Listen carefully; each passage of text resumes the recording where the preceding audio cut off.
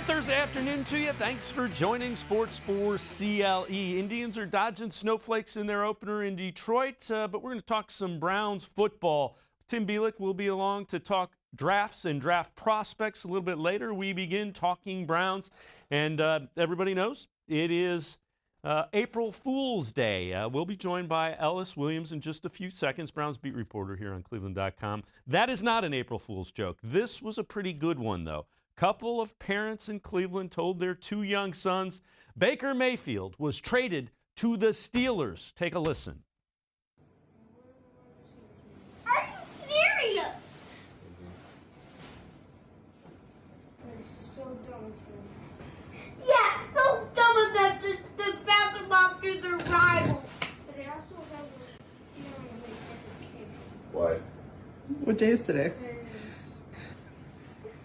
What day is today, Andrew? Stop it. April what? It's April Fool's Day, Andrew.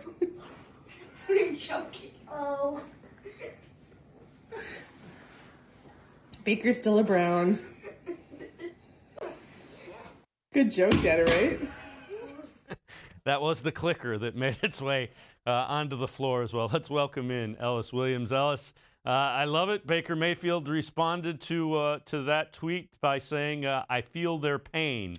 So, again, Baker Mayfield, obviously fan favorite, on his way to becoming what the Browns view as a franchise quarterback.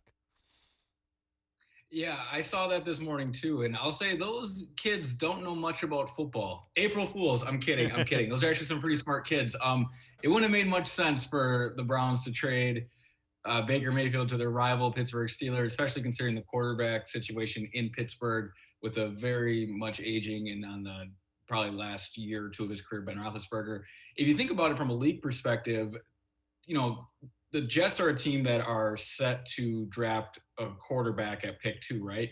They're going to have Sam Darnold. And now as we've seen this quarterback market calm down, there's not really a spot for Darnold except perhaps the New England Patriots. Now, that's probably a trade that will never happen because of being in-division rivals. So whether it's the April Fool's joke or an actual application of what's going on in the National Football League, trading a quarterback, a young quarterback like that, in division just isn't going to happen. I'm glad that was a April Fool's joke, both for those kids' sake, for the fact of covering the Cleveland Browns and needing a quarterback to have your team be relevant in this league. Baker Mayfield, of course, the fan favorite. He's the undisputed leader of this team. And what a joke to pull on some youngsters. I felt their pain there because it takes you back to when you were young and you just grabbed onto something and believed it when you heard it like that. And the other thing is how nice is it Browns don't have to worry and be involved on that find a quarterback mess. And it's almost half of the league is trying to find their quarterback. Browns have finally done that. It only took 30 years.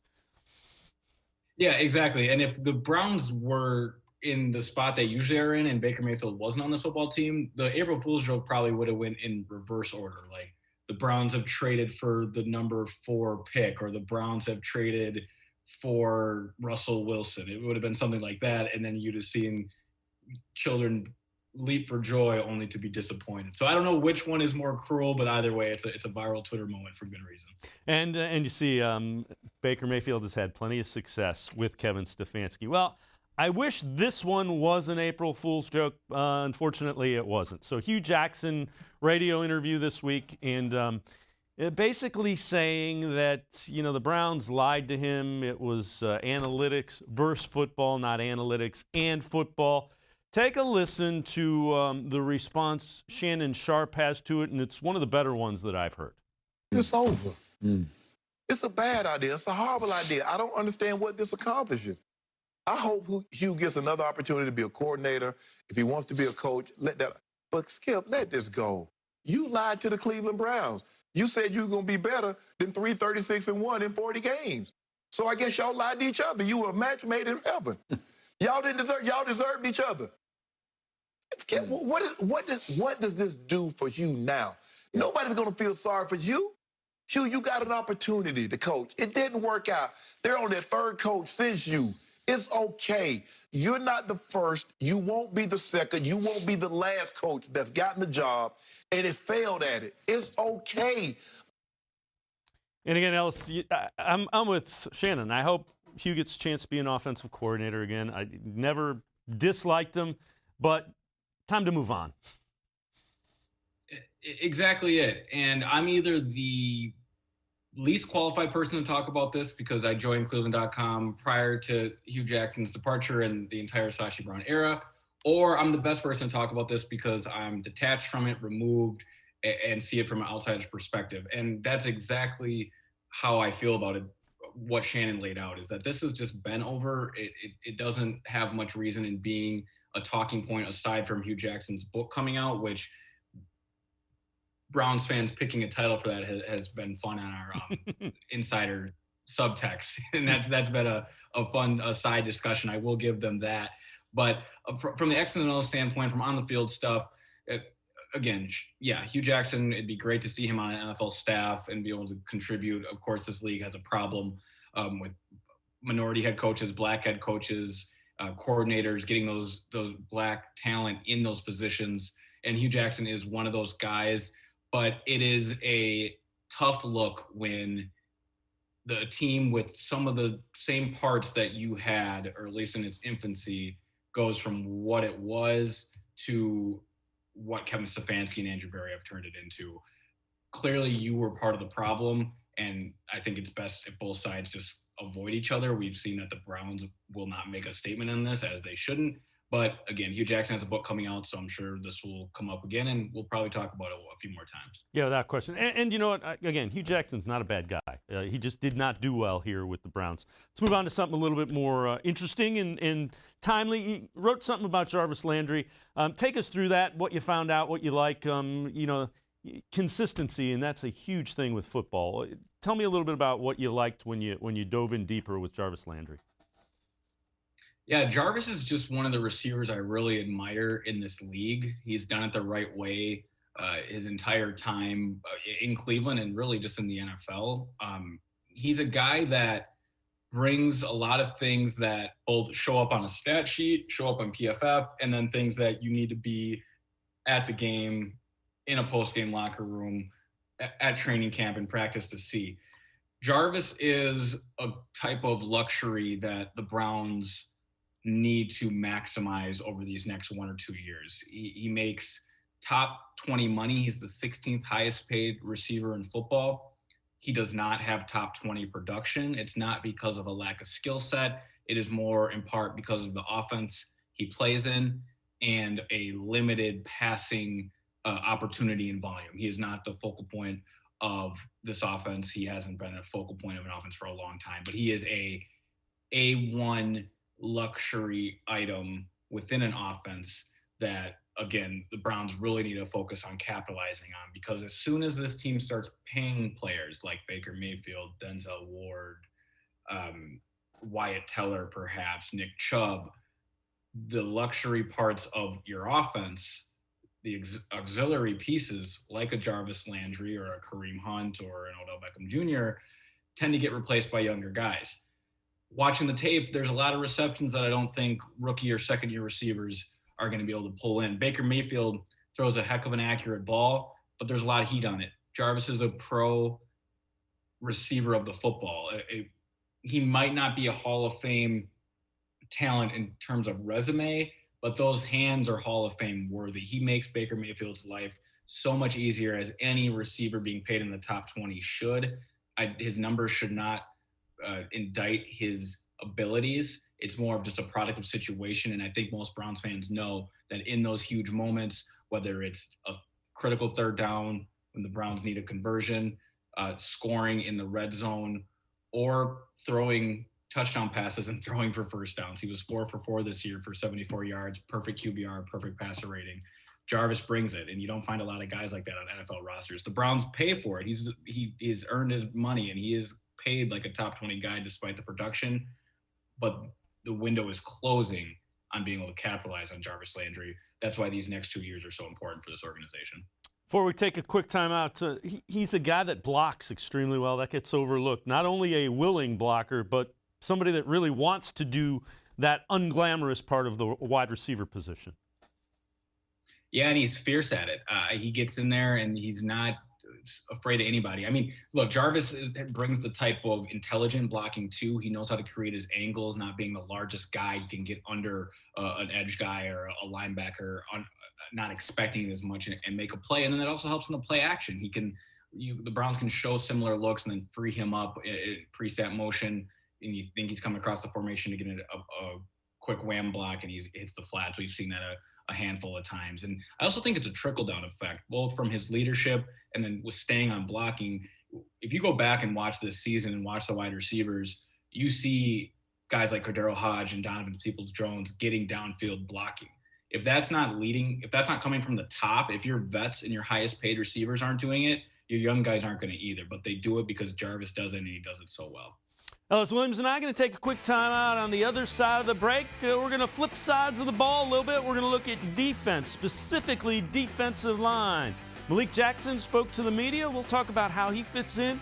And could Jadeveon Clowney be the next free agent to head to Cleveland? Sports4CLE will be right back. Stay with us. Tri-C is here for you. Now more than ever, you need a post-secondary education. So I encourage you to start your journey here at Tri-C. The majority of classes will take place online, but we've added a variety of formats to meet your learning needs, and we've taken many steps to keep you safe on campus. Whether you're ready to get started or your four-year plans have changed, Tri-C is where futures begin. When it comes to selling you a mattress, most retailers are handing you a long line of extra steps that drive up costs and create confusion. At the Original Mattress Factory, we simplify the mattress shopping experience by building mattresses and box springs in our own local factories and selling them direct to you. It's short, sweet, and simply makes sense. So experience more than just the mattress store. Experience an original, the Original Mattress Factory. Well, hello everyone. Let me tell you a little bit about Browns Football Insider. For only $3.99 a month, you can get texts sent right to your phone each day from me, Dan Lobby, Scott Pasco, and Ellis Williams. In addition to that, you'll receive a Football Insider newsletter every day with special things from us, things that you won't see anywhere else on the site. You'll get breaking news, analysis, features, film breakdown, and things like that. Texting us directly gives you a great chance to cut through the clutter of Facebook, Twitter, other social media, and avoid the trolls. Also, it's the only way to get your questions on the Orange and Brown Talk podcast. So why should you sign up? Try a 14-day free trial. You can cancel at any time. All it takes is one text, but you won't want to cancel. We have hundreds of subscribers join us over the last year. They love it and have stayed with us. We're seeing the Football Insider community grow every week. And it's only $3.99 a month, which is less than 14 cents a day. What I like most about Football Insider is the opportunity to connect with you one-on-one and really communicate with you. So how can you become a Football Insider? You can click on cleveland.com/Browns, the blue banner at the top of the page. Or easier yet, text me at 216-208-3965. Again, that's 216-208-3965.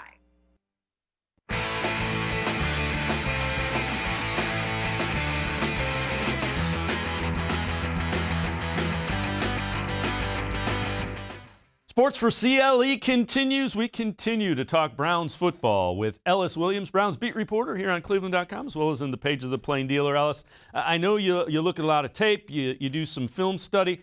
Let's talk a little bit about Malik Jackson, newest Brown, excited to be here. What does he bring to this defensive line? I know he's a little bit older, but what do you think the Browns were thinking when they went out and this was a guy they really wanted and they went out and got?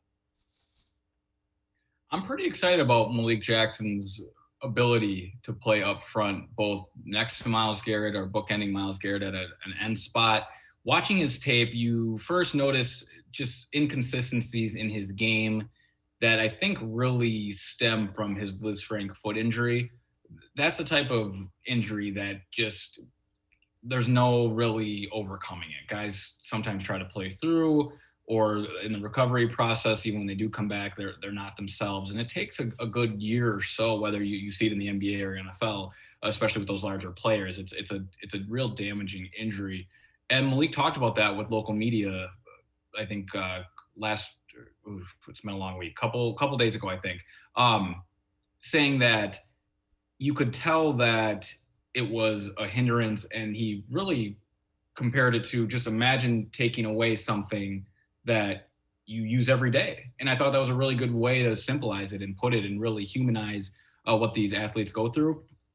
And he feels like that injury is behind him now. So assuming you get his healthy and best football, which again is a long shot. And that is one thing that's going to be a theme with this Browns free agent class, that really, aside from Troy Hill and John Johnson, more when you look at the defensive line and Takk McKinley, Malik Jackson, and perhaps Jadeveon Clowney, who I know we're going to talk about in a little bit, that there is a lot of risk involved, not in a sense that they'll just completely fail, but that they're not going to reach that point that they used to be at. But if Malik can get there, watch out. This defensive line is going to have an ability to be versatile. They can play him inside. They can put him in a wide 9 and allow him to play a big end type of spot, set an edge, not allow outside run, and he can handle contain. He still has enough moves in the bag to get after the quarterback. He creates interior pressure when he's playing inside. I just think he's a really exciting player to have here. Now, if his best days are behind him, then everything I'm saying will not matter. But if he can untap that for 1 or 2 more years, again, 1-year deal, but if he produces, I'm sure the Browns will be happy to have him back. This defensive line got a lot better quickly. And keep in mind, Billingsley, who opted out last year because COVID, is another guy in that interior that is expected back. So that interior, the defensive tackle spot, could very well be getting a big shot in the arm for the Browns defense. Yeah, I think that's exactly it. Billings, Jordan Elliott, who you hope takes that second-year jump, and then Malik Jackson. They really have 3 guys for 1.5 spots. Sheldon Richardson is a player who has proven he doesn't need to come off the field, but if he does, that's great because he's fresher for later in the games. And then again, you can move Malik Jackson outside and play him at end and let Billings and Jordan Elliott handle the interior game while Takk or even Myles Garrett get a breather. So I think they have versatility, which is a theme that they're building throughout this defense. Let's talk a little bit about Jadeveon Clowney. So it's visited with the Browns, is reportedly the only visit he's taken so far. What do you think about him, how he might fit, in what level? Where would you go contract-wise? I mean, there's obviously, Andrew Berry has a line that he's not going to cross. If you were going to guess or estimate where that is, what do you think that is? I'd be surprised if it's over $11 million. I think this Browns front office is proving they really are comfortable offering contracts that are incentive heavy. So it could come in at $8 or $9 million with incentives pushing it all the way up to 11, 12 million, maybe 13, because Jadeveon Clowney is the type of player that you want to see earn that type of money. If he plays all 16 games, let's give him an extra 1.5 million. If he has 8 sacks, let's give him an extra 500,000. If he has double-digit sacks, let's give him an extra $1 million.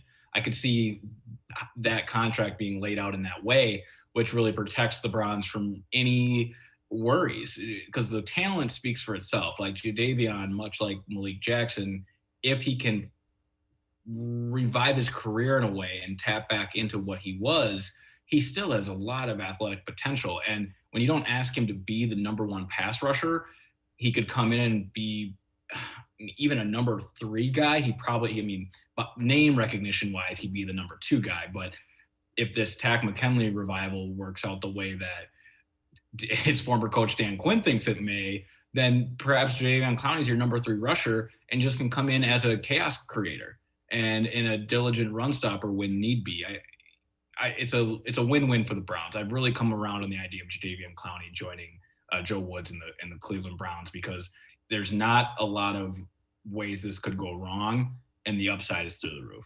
When you look at it, does he still have a lot of the skill set? People tend to forget. I know he didn't have huge sack numbers. He does have high pressure numbers. He's really good against the run as well. I think he does. I'm gearing up to watch a good amount of Jadeveon Clowney tape both tonight and into the morning tomorrow. Mary Kay is has a feeling something may happen. And when she talks or tweets, we listen. So I'm gearing up for that. Again, still have a lot of tape to watch, mostly this Tennessee stuff. I'm familiar with the stuff he did in Houston. I want to watch him next to J.J. Watt, both because of what that could mean with him playing with Myles Garrett, but also because that was when he was probably at his best. The Tennessee stuff, of course, is important because it's the most recent, but I think he does still have enough, again, when he's not asked to be that number one guy. Tennessee has been so desperate to solve that pass rushing problem. That's why you saw them sign Vic Beasley last year, Jadeveon Clowney to no luck, and now they're hoping Bud Dupree can be that guy. They had the most expensive secondary behind them in the league and had the lowest amount of sacks for a team to ever make the playoffs. And you see where that got them. And it was a huge problem. They're still trying to solve it. Jadeveon doesn't need to come to Cleveland and be the number one rusher. He may not even be, you have to be the number two guy. But as a number 3 or 2.5 guy, I think he really could be a chaos creator. Is he also a guy you think they could move around? Could he play some inside and outside? Or do you think he's specifically some guy they line up wide opposite Myles? I think they would keep him out wide. Jadeveon's a guy who you could use his athleticism to stunt inside and loop. So where he starts and where he ends are two very different things once a play gets going. But for the bulk of his career, he's played inside. And with the way the Browns are building their interior defensive linemen, both Malik Jackson, 6'5", 290, and then Andrew Billings, a 285, 290 type of run-stopping defensive tackle, and a Jordan Elliott who is versatile in his own right. They really won't need Jadeveon to play inside, despite probably some ability too, but he thrives outside, so I think keeping him out there makes the most sense.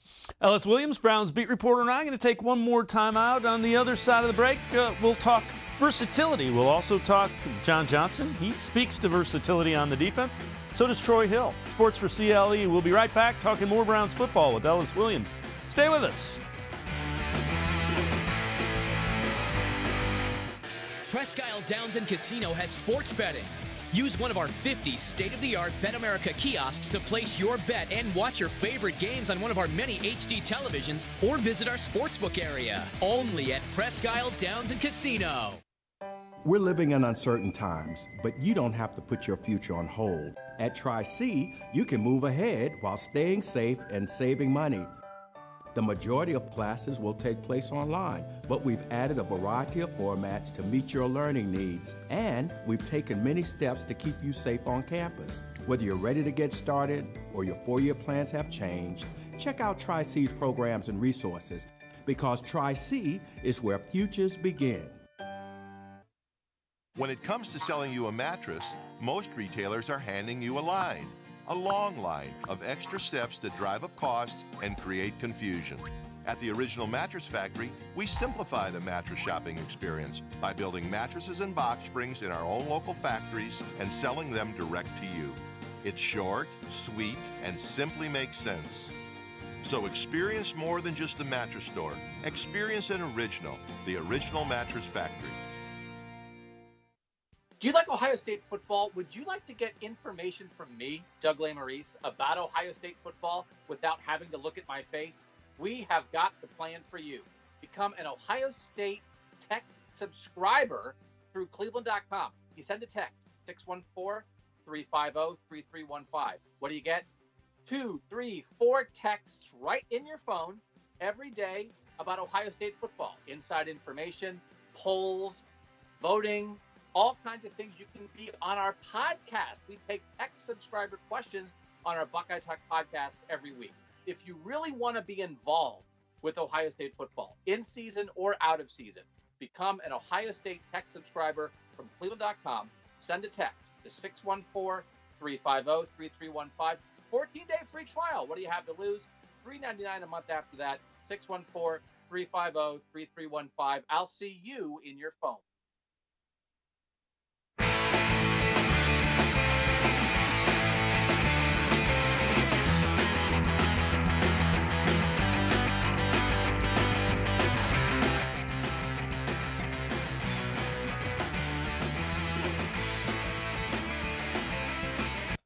Sports for CLE continues. I'm Dave Bacon. We continue talking Browns football, specifically that defensive side of the ball that the Browns are trying to upgrade and address. Let's welcome back in Ellis Williams. Ellis, as I mentioned, I know you've looked at a lot of tape. Let's start with John Johnson. What do you see when you put on the John Johnson tape? What do you like, and what do you think the Browns like about him? I think that the number one thing that they see in John Johnson is an ability to shut down the middle of the field. It's been a huge problem for the Browns these past 2 seasons. Tight ends have just eaten this defense alive. And when you think about teams in this division, the Bengals and Joe Burrow, T. Higgins, Tyler Boyd, T. Higgins is an outside guy, but go watch that week 2 game and you really see Tyler Boyd get inside on the Browns and just be able to live in there. And then Juju Smith-Schuster with the Steelers is a guy who lives in the middle of the field. And then the Ravens, all they do is throw across the middle between the numbers. Mark Andrews, being their tight end, he's crushed the Browns for the past 2 seasons. And now you have a guy who can really slow that down and potentially eliminate it. He has the versatility to play both man and zone. He's a master communicator playing for Brandon Staley in Los Angeles, who now is coaching still in Los Angeles. He's with the Chargers now, showing his quick rise and his ability to get his players to buy into his system. And they're just getting a leader at 25 years old, already been a captain, and a guy who, again, is going to be physical when need be against tight ends, and then can play off in zone and patrol the middle against slots. It was the position most of need for this team, and rather than relying on a rookie, they took care of business and got one of the best safeties on the market at a below top market value, probably saving $3 or $4 million in the whole grand scheme of things. So remember, we talked about versatility with John Johnson. Let's talk about Troy Hill, another guy from that Rams defense, which was the top-ranked defense in the NFL. What did you look at when you put on the Troy Hill tape? What did you see? What did you like? What do you think the Browns liked? Yeah, to your point, there's a clear theme going on here, right? Like Malik Jackson playing inside, and then we can play him outside at the wide 9 if you're Joe Woods. John Johnson, play free safety, be the single high safety, play strong and come down in the box, or stay high and play too high. The Rams played the most too high sets of any defense this year. And then when you got Troy Hill, a primary slot guy, but only for 1 year, just this past year, when he was with Wade Phillips for the bulk of his career in Los Angeles, he was an outside corner who was plugged in due to injuries, and then thrived as an outside guy, and then was moved inside this year due to his superb quick or small area quickness and tackling ability. He struggled a little bit. He struggled tackling this year, I'll say that. But Brandon Staley is quoted as saying he thought that and still believed that Hill's skill set, physicality, quickness, and playing close to the line of scrimmage would help his his tackling and taking on blockers in those situations. I think he'll iron that out and as his second year manning the slot. And it's really Greedy Williams insurance, right? If Greedy's not ready to go, or Denzel Ward averages 12 played games per year, you can move Troy Hill anywhere you want. Both John Johnson and Troy Hill were first and second in snaps played for the Rams defense this year. They're consistent, they don't come off, and that's exactly the type of defensive backs the Browns need.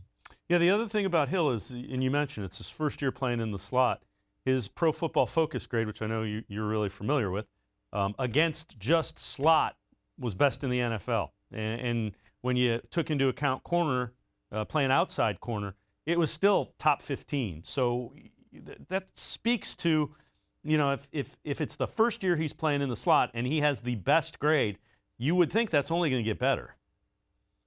Yeah, and I would land on that side of it, right? A guy like Troy Hill, it being 30 years old, you do see that and wonder, like, okay, is there a decline coming? But I really wouldn't worry about it. It's more about his changing of position, going from outside to inside and thriving at both. And I mentioned Tyler Boyd and Juju Smith-Schuster when we talked about John Johnson. Those guys will be Troy Hill's responsibility. And those games where they ate last year, they're going to get a lot tougher now when they come to Cleveland. The other question would be, just looking at what Andrew Berry and Joe Woods and this front office, Kevin Stefanski, did, do you think they identified the back half of that defense as being, boy, we got to get – everybody was focused on edge rusher. Boy, let's get another edge rusher, play him opposite Miles. Do you think the Browns kind of looked at it and said, we need to fix that back half.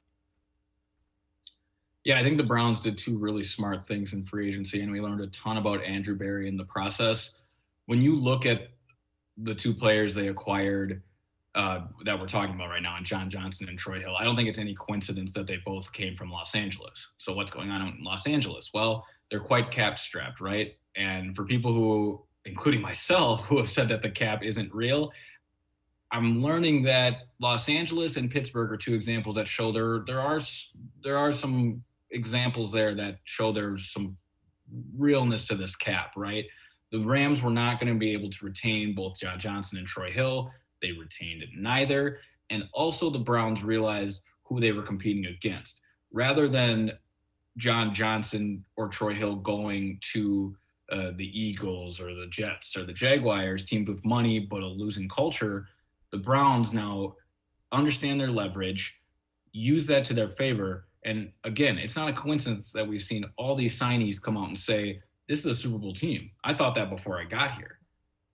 That's the Browns taking full advantage of both the market and their leverage because of the season they had a year ago. So the question I have, when you look at 26, do you think you look at somebody that might have the versatility? I mean, you know, everybody has kind of dismissed Zaven Collins because he's a linebacker. If you talk to his coach, you could line him up and put him at a D end and have him rush the passer. You could put him in coverage and he'd be able to cover as a linebacker. Do you think the Browns value versatility maybe as another, you know, I don't know, thing that you check on the box of who you want to add to your defense?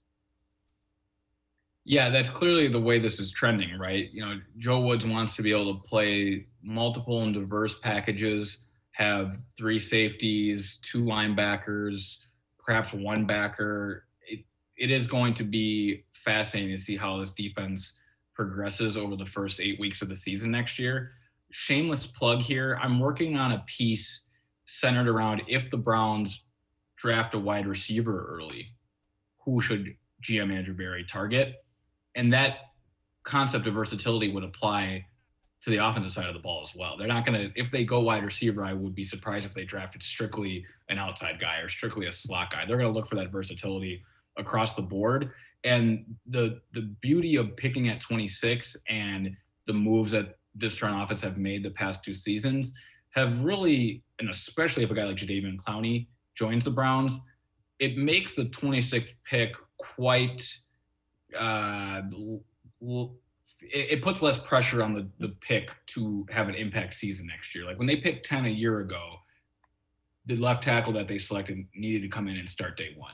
This roster is so clean and there are so few holes that you really don't need your first round rookie to come in and play a lot of snaps. So you could have an embarrassment of riches at the wide receiver position, right? If some guy falls, you draft an heir apparent to Odell and Jarvis while still having those 2 on the team. It's a Dallas Cowboys situation. If they go Zaven Collins, then you have a defensive player capable of playing traditional middle linebacker or rushing off the edge. Either way, neither player needs to play a ton of snaps in year 1, and especially early. And that's a luxury that the Cleveland Browns aren't used to. Right. They can truly get a guy they really value at 26, regardless of position. And that's the way successful franchises build through the draft. Yeah, it's exactly it. It is a luxury that a lot of teams don't have. There's a cliche in sports. Perhaps it's just accurate and shouldn't be a cliche, but the moment you have to make a move or have to do something, you're screwed. The Browns don't have to do anything. We joked on Gotta Watch the Tape the other day that they could just pass their pick and forget to submit it and they'd be fine. They could pass on every round and be okay for 2021. Now that's obviously suicide going forward and they would never do it, but you get my point that they are in such a chill spot right now that they can just sit back, relax, watch the board fall to them, and really take whoever they please. Yeah, without question. And it is a young roster as well, so it's only going to get better. Ellis Williams, as always, great stuff. Appreciate the time and the insight. Ellis Williams, Browns beat reporter from here on cleveland.com, as well as in the pages of the Plain Dealer. Thanks for the time. We will check back in with you next week, I'm sure. Thanks, Ellis. Thanks for having me on. Appreciate it. All right. Time for us to switch gears a little bit. On the other side of the break, Tim Bielik will join us. We'll hear from some of the draft prospects the Browns are looking at, and Tim will be along to give us his insight. Sports4CLE will be right back talking draft straight ahead.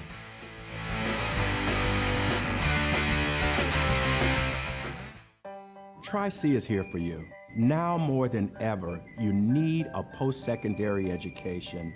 So I encourage you to start your journey here at Tri-C. The majority of classes will take place online, but we've added a variety of formats to meet your learning needs, and we've taken many steps to keep you safe on campus. Whether you're ready to get started or your four-year plans have changed, Tri-C is where futures begin.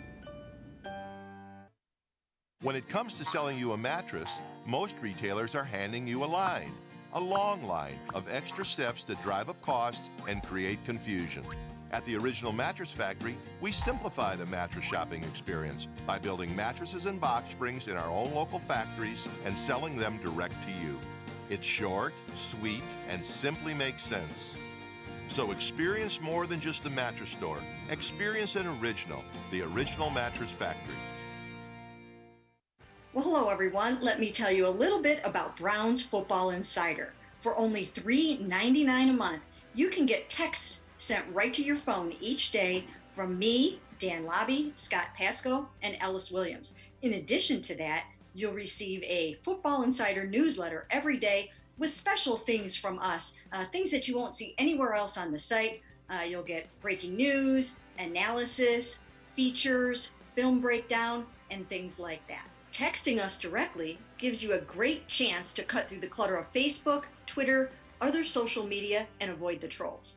Also, it's the only way to get your questions on the Orange and Brown Talk podcast. So why should you sign up? Try a 14-day free trial. You can cancel at any time.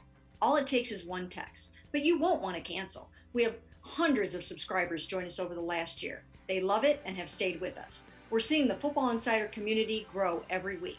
And it's only $3.99 a month, which is less than 14 cents a day. What I like most about Football Insider is the opportunity to connect with you one-on-one and really communicate with you. So how can you become a Football Insider? You can click on cleveland.com/Browns, the blue banner at the top of the page. Or easier yet, text me at 216-208-3965. Again, that's 216-208-3965.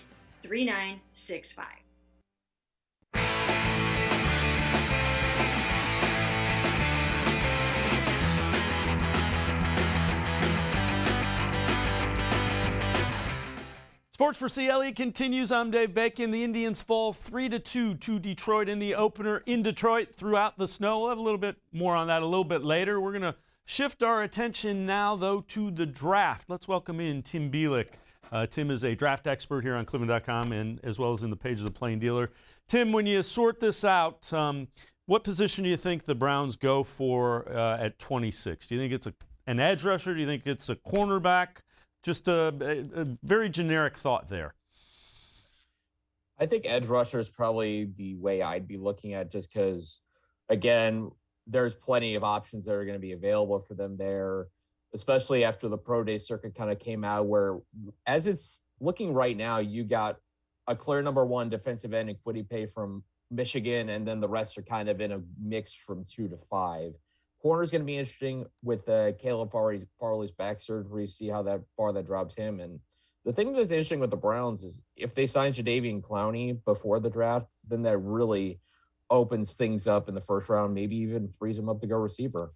Yeah, and those are all things that we're going to talk about. So here's what I want to do. We're going to hear from from a couple of these edge rushers and some of the cornerbacks. So we'll play a little clip. I'll get your thought on them. You give us a quick scouting report. We're going to begin with Gregory Rousseau, edge rusher from Miami of Florida. He opted out of last season, but Rousseau worked hard and feels like he made some progress. Let's listen to Gregory Rousseau. But my focal point was just to get better at everything, from my get off to my hands to my explosiveness, just working on everything football related so I could just be at my best when I get to whatever team picks me up.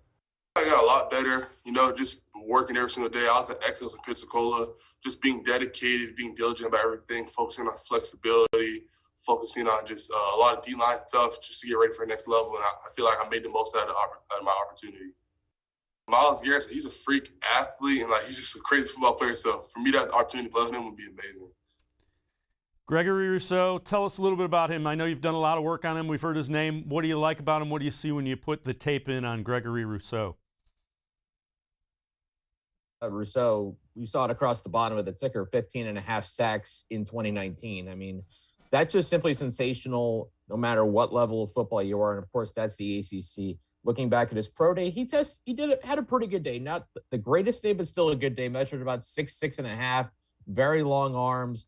40 time unofficial, about 4.72 for a guy his size is very good. 10-yard split, even better. 1.64 unofficial. So he talked about the get off there, and I think that kind of lends a testament to it. Agility could be better, but I think what I see in him is a guy who can play outside, and maybe in certain situations, if you want to move him inside for a pass rush situation, you can certainly do that. All right, we're going to go and talk about one of the teammates. It didn't play again, is Jalen Phillips. Now, Phillips had a little bit of an injury history, and the other thing that came up about Jalen Phillips, some questioned, did he love football because he had to step away from it because he was constantly banged up. Take a listen to Jalen Phillips talking about his love for the game. I would say just turn on my tape. I'm a guy, man. I love football, man. I love going out there and just putting my talents on display. Like, I play with my hair on fire and I play with a chip on my shoulder.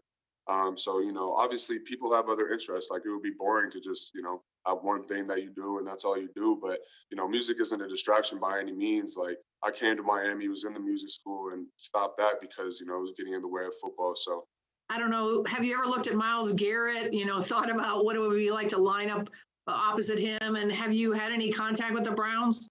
Oh, yeah. Myles Garrett's a stud. He's a guy, even my freshman year, like coming out of high school, like I saw him he's a freak of nature. And so I definitely, model my game after him, guys like the Bosa brothers. Like, I definitely just love watching elite edge rushers. And, yeah, I've had some conversations with the Browns for sure. Tim Bielik, this is another guy that you've done a lot of study on. What do you see from him? What do you like from him? What concerns do you have about Phillips? I think the concerns go back to why he stepped away, and that was the concussions. I think that I don't blame him for possibly doing that because, concussions, as we've learned, it's no small thing. Those matter. So I understand him stepping away, but I also understand him, of course, wanting to come back because he talked about how much he loved football. And he had a tremendous year, took advantage of Gregory Rousseau not being able to play. This is a former 5-star athlete. And I say athlete, that's athlete in all caps because I talked about Rousseau's pro day. Phillips just completely one-upped him, measured about 6'5", which is great. 40 time, 4.56 unofficial. I know 40 doesn't really mean as much for a defensive end, but also a 10-yard split of 1.59, which also lends to the idea of the get off and the explosiveness. Agility also, which I look at as just as important, if not more important than the 40. One of the better ones of a 3-cone time, 7.07 seconds, tells me he's agile, he's quick. I love watching him play because I love his hands. I love how strong he is with his hands. He uses them very well. I think with him, it's not about talent. It's just going to come down to how comfortable a team feels with the medicals, what their medical staff says about, the concussion history. Is it something that they're worried about with him? Or do they feel like if they get him in a certain sports science program or whatever you want to call it, a medical program, that maybe you can mitigate those things and he can have a good long career for you? Yep, let's take a look. Another edge rusher, another guy that opted out, Joe Tryon from the University of Washington. Now, he's a guy that opted out, signed with an agent, and then when the season came back, he couldn't pay back the fees. But again, felt like he was really productive. He also knows Nick Harris, Browns guy that was a draft pick of the Browns last year from the Washington Huskies. Take a listen to Joe Tryon. Obviously not playing is you get forgotten about, but at the end of the day, I know what I'm capable of, and I'm not worried about what everyone else got to say. But I know what I've done to separate myself, whether that's being in the film room all the time, studying a lot of tape as much as I can, because I didn't get the chance to play. But, just trying to separate myself in any way, whether that's, physically preparing myself like I did, leaving school early, preparing myself, to become a pro early. I feel like I gave myself a huge advantage. I'm excited to land on the team and get ready to go. I haven't asked him anything about the Browns, I'm just in the process, I'm all ears for anything he has to say. But I scheduled with the Browns a while ago. But Joe Tryon, what do you see with him? What jumps out?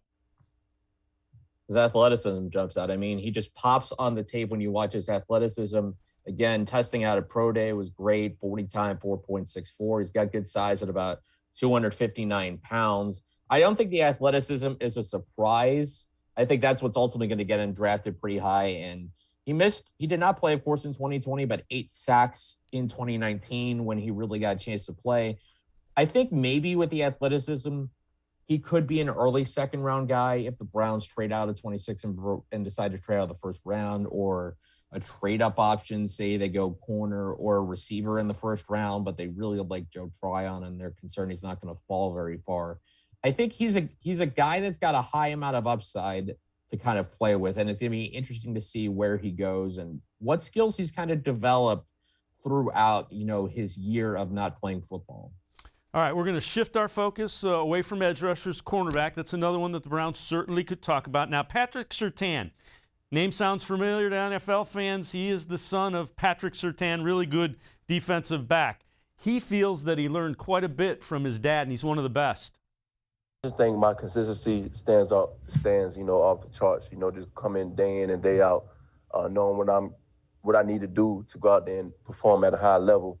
I think that's what's a separation factor from me. I'm consistent day in and day out every week.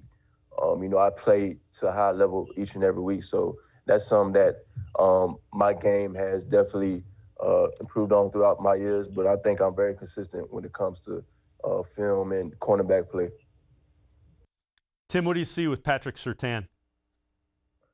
Well, first off, I'm a big fan of NFL bloodlines. Obviously, if you've got a dad or of someone in the family that's played the game, it certainly helps, because I'm sure Patrick Surtain Sr. was giving a lot of advice his son's way. And I look at Surtain Jr. in this class, big cornerback, 6'2", one of those taller cornerbacks that I think if the Browns were looking for a corner, which I'm assuming they are because of what they could still do in free agency, what's happened in free agency so far, a guy like him could be an interesting player. I say a guy like him because I don't think he's going to fall to the Browns, because when I look at what he does, I mean, you can talk about production, 1 interception, 12 pass breakups last season, but a big part of it, teams just weren't throwing at him. I mean, when you're able to take a part of the field away where teams are not even willing to test you, that tells you how good of a cornerback he is. Yeah, okay. You like those NFL bloodlines? We got a couple more for you. So Asante Samuel from Florida State. Now, he's a little different. One of the questions with Samuel, he's a little bit smaller. So the question is, can he hold up outside against some of the bigger, stronger receivers in the NFL? This guy has the mindset of a cornerback. Take a listen to Asante Samuel. Oh, of course. I feel like I'm an outside guy. I've been playing outside all my life. I played nickels sometimes my sophomore and freshman year, but at the end of the day, I make my plays on the outside, and I feel like I'm a dominant corner on the outside. They try to look at my height and say that things in that nature, but Jair, I'm the same size as Jair Alexander. He's a dominant NFL cornerback right now, one of the best in the league. So I feel like size doesn't matter. It's about the heart and the dog mentality you have on that field. All right, Tim, what do you like about Asante Samuel Jr.? What do you see when you look at him? I see a player that's very similar to Denzel Ward. I mean, not just size, but the way he moves. I actually have the stats on Pro Football Focus that backs up him talking about why he believes he's a slot guy. He had about 500 snaps last season at Florida State. Only 15 of those in the slot for Asante Samuel Jr. So he's obviously got experience playing on that outside corner. I like his physicality. I don't know how it's going to translate, but it's clear he's got good ball skills. Quarterbacks, when they targeted him, a passer rating of a 46.2. Again, that's per PFF. He gave up 1 touchdown last season, 3 interceptions. For the Browns, he'd be an interesting fit because then you'd have 2 shorter corners. But I think with Samuel's ball skills and how aggressive he is and just how fluid he is, I think you can get away with that. When you have those skills, those intangibles as a corner, you can make up for being, not as tall as a Patrick Surtain or a Caleb Farley. All right, our last one, another cornerback, another guy. This is the son of Joe Horn, wide receiver. This is J.C. Horn from South Carolina, cornerback. Let's take a listen to J.C. Horn and how he thinks he's going to be a difference maker in the NFL right away. I feel like I'm the best defensive player in the draft. I'm versatile. You know, I got the size, got the speed, athletic. You know, I face every receiver body type from Kyle Pitts to Elijah Moore, Devontae Smith. And, you know, I feel like I'm just the best defensive player in the draft. Hey, have you had any contact with Cleveland? And if so, what has that been like? What do you think of the Browns? Yeah, I had a couple meetings with Cleveland. You know, like I said, another good organization with great history. You know, another team that's on come up in the league. Had a great year this year. And, you know, I feel like it'll be a blessing to play there as well. All right, Tim, tell me about J.C. Horn. I think he's got, as we talked about, you know, with Surtain earlier, he's got the frame to certainly be that complement to Denzel Ward from a Browns perspective. 6'1", 206 pounds, which is pretty impressive for a corner. Obviously, I love his physicality. I've raved about it before. He had 2 interceptions this season. The first 2 of his collegiate career came this year, 6 pass breakups. Again, when you look for a cornerback, especially with where the Browns are, I think size has to play into it. You don't necessarily need a 6'3" corner, a guy that's got super long arms, but a guy who can have some size on the opposite end, like a J.C. Horn, who can go up against those bigger, more physical receivers you're going to see in the AFC North, guys like T. Higgins of the Bengals, Chase Claypool of the Steelers. You need a guy that's going to match up with those guys so you can save some of the physicality. You could take some of that away from Denzel Ward and use that and let a guy like Horn go to work on those bigger receivers. All right, Tim Bielik and I are going to take a quick time out. On the other side of the break, we're going to talk wide receivers, some guys the Browns might look at in the second round. Sports for CLE will be right back. Stay with us. Presque Isle Downs and Casino has sports betting. Use one of our 50 state-of-the-art Bet America kiosks to place your bet and watch your favorite games on one of our many HD televisions or visit our sportsbook area. Only at Presque Isle Downs and Casino. We're living in uncertain times, but you don't have to put your future on hold. At Tri-C, you can move ahead while staying safe and saving money. The majority of classes will take place online, but we've added a variety of formats to meet your learning needs, and we've taken many steps to keep you safe on campus. Whether you're ready to get started or your 4-year plans have changed, check out Tri-C's programs and resources, because Tri-C is where futures begin. When it comes to selling you a mattress, most retailers are handing you a line.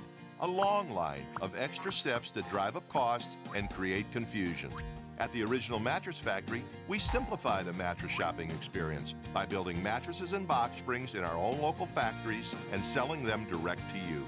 It's short, sweet, and simply makes sense. So experience more than just a mattress store. Experience an original, the Original Mattress Factory. Do you like Ohio State football? Would you like to get information from me, Doug Lesmerises, about Ohio State football without having to look at my face? We have got the plan for you. Become an Ohio State text subscriber through cleveland.com. You send a text, 614-350-3315. What do you get? 2, 3, 4 texts right in your phone every day about Ohio State football. Inside information, polls, voting, all kinds of things. You can be on our podcast. We take text subscriber questions on our Buckeye Talk podcast every week. If you really want to be involved with Ohio State football, in season or out of season, become an Ohio State text subscriber from cleveland.com. Send a text to 614-350-3315. 14-day free trial. What do you have to lose? $3.99 a month after that. 614-350-3315. I'll see you in your phone.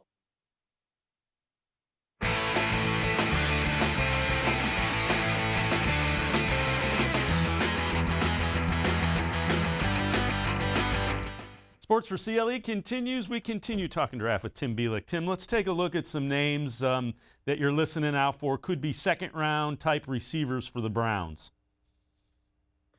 One guy I've been watching a lot of and really been intrigued by, and I tweeted about him the other day, was Amon-Ra St. Brown from USC. This is a former 5-star receiver. He's got a lot of swagger to his game. I just love how physical he is. I love the way he attacks the football. I look at his numbers this year: 41 catches, 478 yards, 7 touchdowns. He had 4 of them against Washington State in the second to last game of the regular season for the Trojans. When you look at USC in past years, they've obviously put some pretty good receivers out there. Juju Smith-Schuster has looked really good for the Steelers. I like what Michael Pittman did in his rookie season for the Colts. I look at St. Brown, and I look at him as a guy who can separate in one-on-one man coverage situations. And for me, from a Browns perspective, I kind of think that as much as they could use a speed receiver, and that's been the buzzword of the offseason when it comes to the position for the team, is getting speed there. I think just as important, if you can get both, is tremendous. A guy who can beat man coverage one-on-one. And I think St. Brown is a guy who could certainly do that. You like another guy with the last name Brown from UNC as well. Tell me a little bit about him. Yeah, De'Ami Brown from North Carolina. This was an interesting year for the Tar Heels. They got a quarterback in Sam Howell, who should be very highly drafted in 2022. And he got a great skill group around him. Brown being one of those guys. And this is a guy, 6'1", 185 pounds. He is a big play threat and then some, averaging 20 yards per reception this season, had an 87-yard reception, and then in 3 other games had 50-yard receptions. He's had 20-plus yards per reception in each of the last 2 seasons. He's that explosive play threat I think could really complement what you have in Jarvis Landry, Rashard Higgins, and Odell Beckham Jr. You also like another Michigan wide receiver, a guy that played with Donovan Peoples-Jones, who the Browns drafted. Tell me a little bit about Nico Collins. Absolutely. Now, Nico Collins is another guy who didn't play this season, was one of those guys that opted out, but is an interesting player to me. Watching Michigan, Ohio State in 2018, Collins was a player that really jumped out, made some big plays. He's a bigger dude at 6'4", 215 pounds, tremendous pro day, ran a 4.45 40. Agility is tremendous, 6.71 seconds in the free cone drill. And Collins didn't have a lot of receptions, maybe not as big a problem as Donovan Peoples-Jones had in production. I mean, he still had 729 yards, 7 touchdowns 2 years ago in Michigan. And I wonder if what Donovan Peoples-Jones did this year for the Browns, sliding all the way to the 6th round and having an impact on that roster, if that does anything for Nico Collins' stock when teams look at a receiver from Michigan and they say, oh, he didn't have a lot of catches, but then you look at Donovan Peoples-Jones, you're like, oh, okay, maybe there's some, maybe we shouldn't worry about that this guy, Nico Collins in particular, is a very good athlete. You're looking for a taller receiver. You're looking for a guy who could separate. Nico Collins seems like that guy. Yeah, that's a guy that you keep hearing some people tie to the Browns as Nico Collins. Tim Bielik, as always, appreciate the time and the insight. I'm sure we will be checking back in with Tim as we continue to monitor who the Browns might be looking for and give you some names to listen out for as well. We're going to step aside, take a quick timeout. On the other side of the break, we will wrap up the Indians opener. We will hear from Terry Francona in Detroit, as well as Shane Bieber, the starter, had 12 strikeouts but took the loss. Sports4CLE will be right back. Stay with us. Tri-C is here for you. Now more than ever, you need a post-secondary education. So I encourage you to start your journey here at Tri-C. The majority of classes will take place online, but we've added a variety of formats to meet your learning needs, and we've taken many steps to keep you safe on campus. Whether you're ready to get started or your 4-year plans have changed, Tri-C is where futures begin. When it comes to selling you a mattress, most retailers are handing you a long line of extra steps that drive up costs and create confusion. At the Original Mattress Factory, we simplify the mattress shopping experience by building mattresses and box springs in our own local factories and selling them direct to you. It's short, sweet, and simply makes sense. So experience more than just the mattress store. Experience an original, the Original Mattress Factory. Well, hello, everyone. Let me tell you a little bit about Browns Football Insider. For only $3.99 a month, You can get texts sent right to your phone each day from me, Dan Lobby, Scott Pasco, and Ellis Williams. In addition to that, you'll receive a Football Insider newsletter every day with special things from us, things that you won't see anywhere else on the site. You'll get breaking news, analysis, features, film breakdown, and things like that. Texting us directly gives you a great chance to cut through the clutter of Facebook, Twitter, other social media, and avoid the trolls.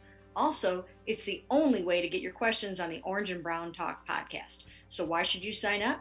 Try a 14-day free trial. You can cancel at any time. All it takes is one text, but you won't want to cancel. We have hundreds of subscribers join us over the last year. They love it and have stayed with us. We're seeing the Football Insider community grow every week, and it's only $3.99 a month, which is less than 14 cents a day. What I like most about Football Insider is the opportunity to connect with you one-on-one and really communicate with you. So how can you become a Football Insider? You can click on cleveland.com/Browns, the blue banner at the top of the page. Or easier yet, text me at 216-208-3965. Again, that's 216-208-3965.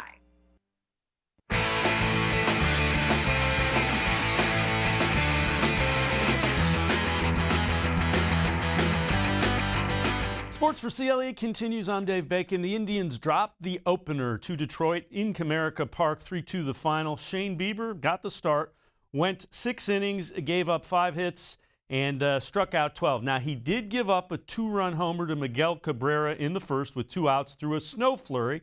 That was two of the three earned runs that he gave up. Roberto Perez hit a home run for the Indians, a 2-run shot with 1 out in the 9th. That was the Indians' only runs. Indians did get the tying run on first, but could not get it around. So 3-2 the final. Terry Francona talks about the performance by Shane Bieber. It was pretty typical Bieber. I mean, a lot of strikeouts, really sharp, threw some real good breaking balls. I thought he looked a lot like Bieber. Early in the game, it seemed like there was a lot that was up. Do you think the weather may have played into that a little bit or no? Yeah, it was, it was cold. Shoot, the home run, I never even saw the ball. I mean, it's getting to the point where I think the umpires were kind of trying to figure out, do we keep going or not? And then fortunately it backed off a little bit. I was excited, man, to be honest with you. I liked the energy that we had in the dugout. I felt a lot of energy from, that type of adversity. Was excited to face it. Obviously things didn't pan out there in the first 2 innings. But, it is what it is. A lot more starts to be had, and a lot of stuff to work from and grow from for, personally and as a team. So Shane Bieber, a tough loss. 12 strikeouts, gives up 3 runs. The Indians drop the opener 3-2. They have tomorrow off. They'll play the Tigers again this weekend, and then the home opener is Monday. And that's when we will see you again, as we are off for the holiday weekend as well. We'll see you Monday afternoon, 4 o'clock. Indians home opener.